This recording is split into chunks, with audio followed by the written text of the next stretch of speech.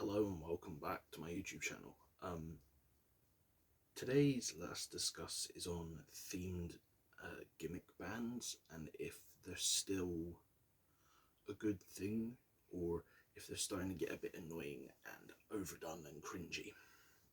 So, bands with a theme or a gimmick or some sort of like thing they're notorious for has always kind of been around. Like back in the day, obviously, we had people like Ozzy with their on stage antics, and Alice Cooper, who would put on like a full-on friggin' like weird like show where they would behead people and all of this stuff, and that's sort of what got their name out there. It got people talking. And then you've got artists like Slipknot, Mushroom Head, Hollywood Undead, Ghost, and many others that use masks as a way to have like on-stage identities or to hide their identities from people finding out. In some cases, like Slipknot, they do eventually just reveal themselves, and in some cases, like Ghost, their identities are brought forth due to ongoing legal battles, and then we know who the people are. Well, some of the people at least. But for every successful band that gets their gimmick right, there's always one with some mediocre, tiresome,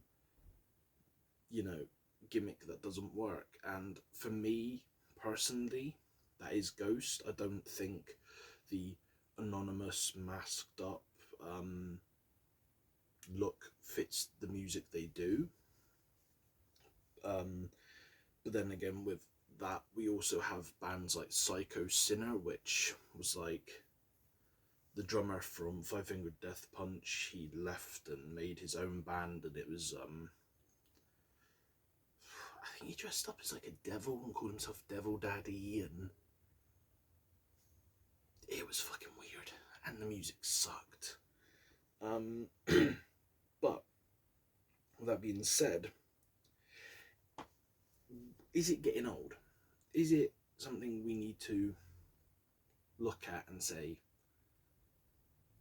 do we need this still?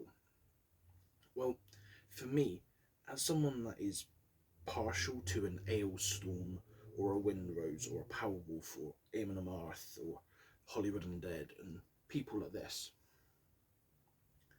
I can understand the appeal of the gimmick and the themed nature, as it adds to a story for an album. Like if you have like this pirate metal theme that you're doing, it can help you create identities to tell stories about and like make like a lore if you wanted to do such a thing. Or with like Gloom in the Corner, they have like an entire cast of characters and stories and back lore, and that's their gimmick, that's their nature, that's their thing.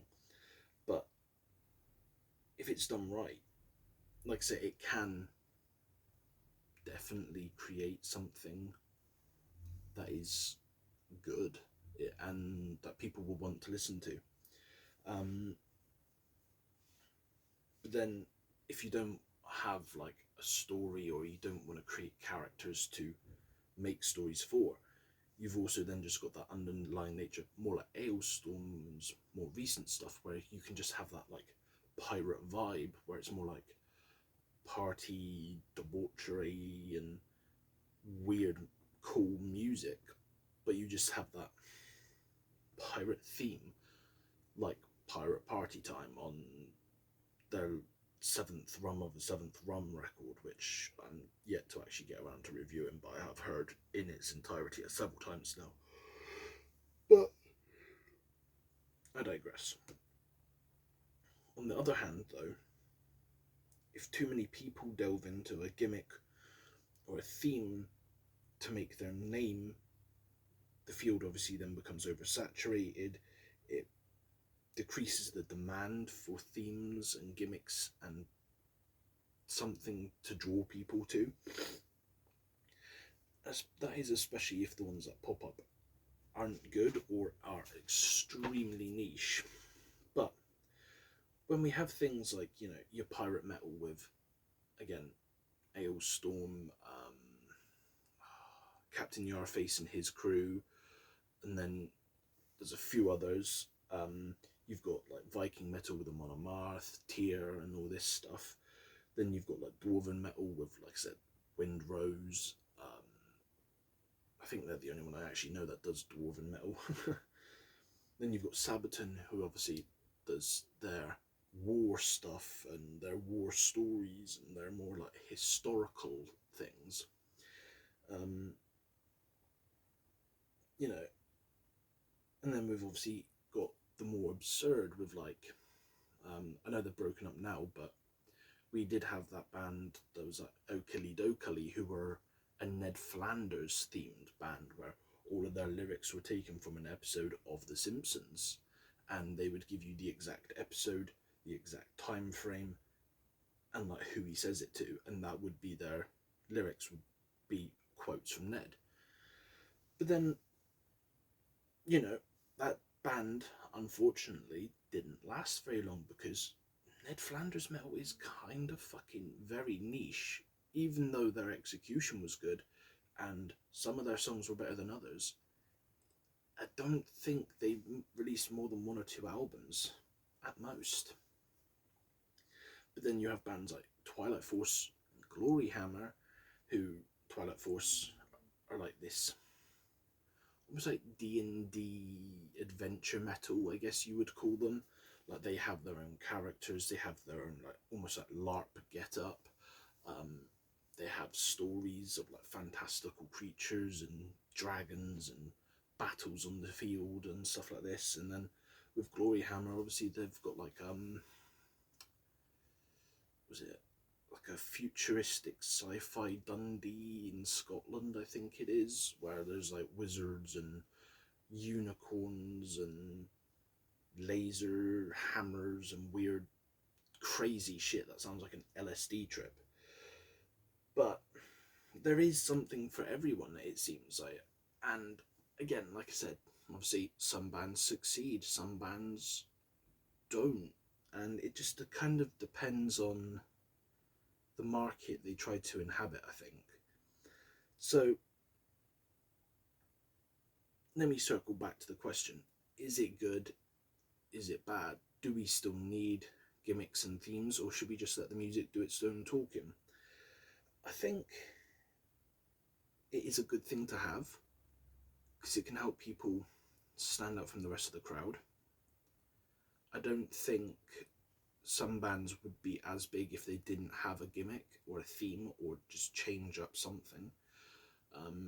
You know, look at Ice Nine Kills. They didn't really have much hype around them until they started doing Every Trick in the Book, which, you know, that one was about all the different historical literatures. And that got the ball rolling, and then we had Silver Scream, which was all about different horror movies, and then Silver Scream 2, which those two were just smash hits, and now they're fucking massive. So if it's done and executed right, it can really work. But like I said, in the grand scheme of things, it can also not work, which again, I would kind of say Okilly Dokilly didn't exactly work.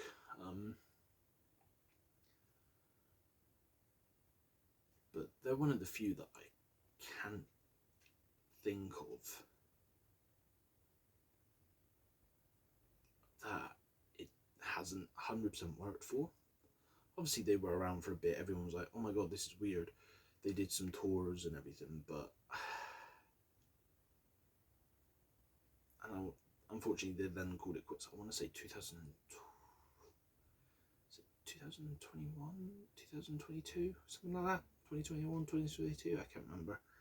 But yeah, there are obviously exceptions to the rule where it doesn't work. So, yeah, that's my honest opinion. Obviously, I would love to know what you guys think.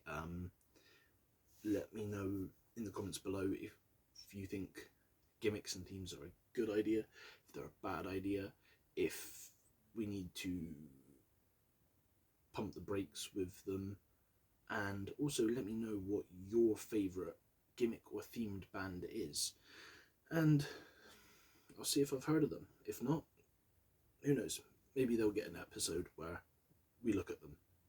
But with that being said, this has been the latest episode of Let Us Discuss. I will see you guys not next Friday, the Friday after. So I am now moving to a every other Friday schedule, hopefully. I nearly didn't get this up because people are home, people are sick, but I hope, fuck it. But yeah, we will see you in the next video. 6-song roundup, episode 24. And remember, stay safe out there, my friends. Goodbye.